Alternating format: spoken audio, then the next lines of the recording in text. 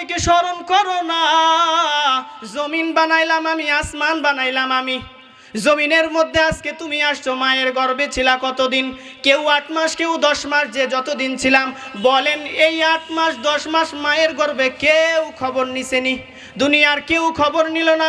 বান্দা, খবর আমি আল্লাহ তোমার নিয়েছিলাম। দুনিয়ায় ভূমিষ্ঠ হওয়ার পরে আমি আল্লাহ জানি তুমি ভাত খাইতে পারবা না, ফল ফ্রুট খাইতে পারবা না। আমি আল্লাহ এত দয়ার, এত মায়ার আল্লাহ। আমি কি করলাম বান্দা? তোমার মায়ের স্তনের ভেতরে দুধের ব্যবস্থা করে দিলাম। কেমন দুধ ব্যবস্থা করছি দেখো, আমি আল্লাহ কেমন রহমান, কেমন তোমার উপরে কল্যাণ কামনা করলাম বান্দা। মায়ের দুধটা অনেক গরম বানাই না যে তোমার কষি মুখ পুড়ে যাবে। মায়ের দুধটা ঠান্ডাও বানাই না বান্দা, তুমি ছোট শিশু বাচ্চা, তোমার নিউমোনিয়া হয়ে যাবে। মায়ের দুধের বোটার যে ছিদ্রগুলো আল্লাহ দিছে, এত বেশিও ছিদ্র দেয় না যে একসাথে অনেক দুধ যখন বের হবে তোমার তো ছোট বাচ্চা গলায় ঠেকে যাবে।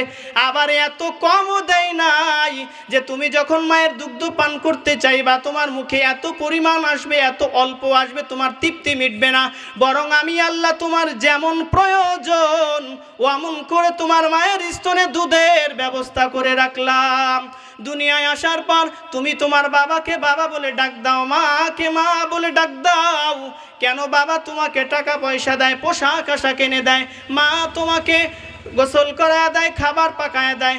মায়ের পাগল হয়ে গেলা, মাকে মা বলে ডাকলা, বাবাকে বাবা বলে ডাকলা, কিন্তু বান্দা একবারও কি তুমি মনে করলা না আমি আল্লাহ তোমাকে কত মায়া করে আদর করে মায়ের গর্ভে দেখাশোনা করলাম।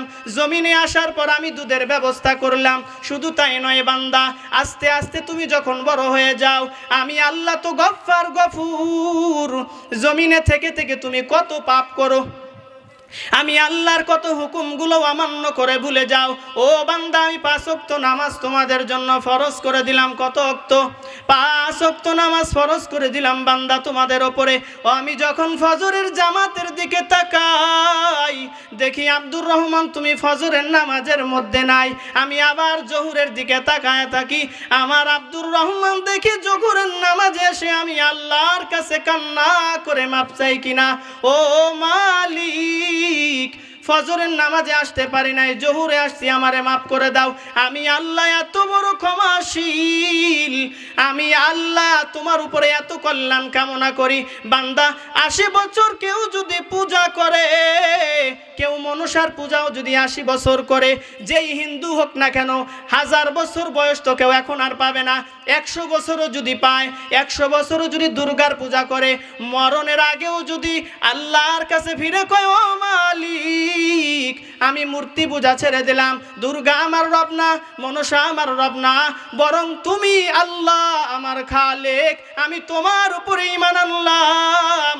আল্লাহ তাআলা এত কল্যাণ কামনা করে বান্দার 100 বছর পর্যন্ত আল্লাহ আমারে বানাইলো, এত নিয়ামত দিল, অস্বীকার করেছি, বলেছি দুর্গা আমারে বানাইছে, আমারে মনসা বানাইছে।